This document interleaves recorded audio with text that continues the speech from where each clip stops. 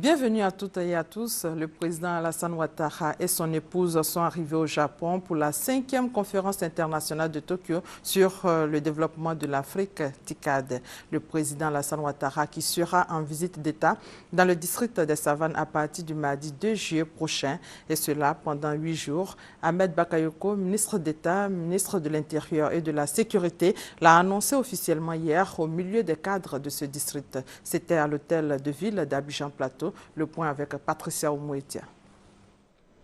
Ils étaient tous présents, les présidents d'institutions, les ministres d'État, les élus et les cadres pour entendre la nouvelle sur la prochaine étape de la visite d'État du président de la République, Alassane Ouattara.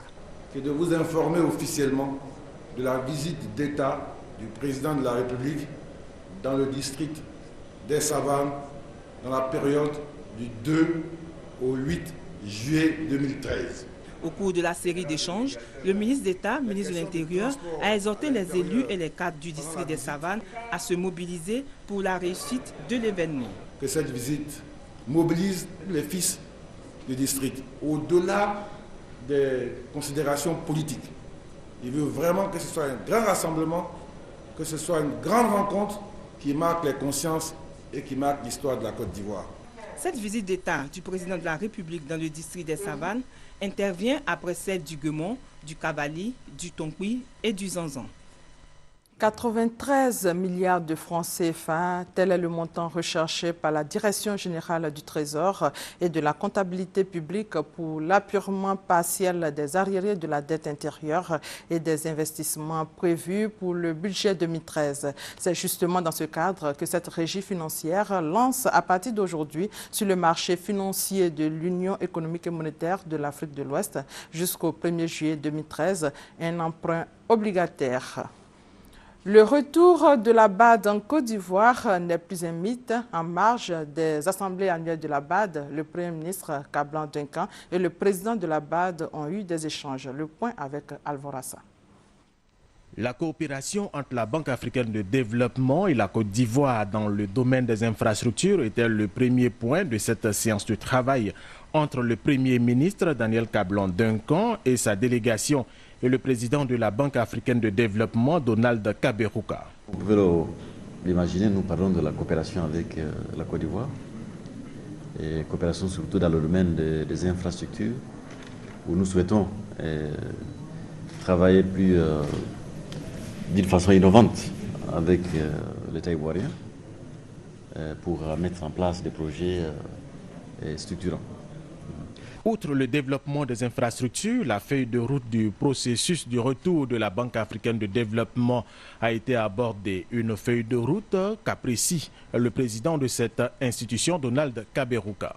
Au niveau de mise en œuvre du feuille de route et au niveau de la Côte d'Ivoire et de la BAD, on avance.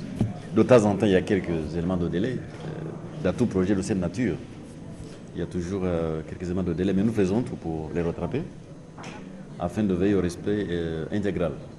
Je dis bien respect intégral de feuille de route qui a été indiqué à Tokyo. Donc voilà ce que je voulais vous dire. Sinon, on travaille la main dans la main avec l'État ivoirien et l'État tunisien pour veiller à ce que donc, le départ de la banque se fait dans les bonnes conditions. La franche collaboration entre les deux parties, la Côte d'Ivoire et la Banque africaine de développement, qui a enregistré des avancées notables dans le processus du retour de cette institution financière à son siège à Abidjan, permet à Donald Kaberuka de préciser la période de ce retour qu'il veut effectif. La feuille de route commence bel et bien avant la fin de cette année, avec les équipes d'avance qui vont aller sur l'Abidjan. Déjà, le département chargé des opérations en Côte d'Ivoire, en Afrique de l'Ouest, vont aller d'ici, je pense, juillet. Maintenant, nous avons dans le feuille de route donc, les installations assez importantes. Les gens donc partent là au fur et à mesure que ces infrastructures sont en place. Mais nous avons bel et bien l'intention, je le dis ici formellement, que moi-même et le conseil d'administration, suivant la feuille de route, nous devrions être à Abidjan au premier trimestre de l'année prochaine. Maintenant, s'il y a 30 jours de retard, je ne sais pas, 40 jours ou 10 jours d'avance, ça ce n'est que normal. Et comme j'ai dit au président Ouattara, donc la célébration de la cinquantaine de la banque, nous souhaitons que ça fait Abidjan à son siège. 2014 marquera donc la fin du processus du retour de la Banque africaine de développement à Abidjan.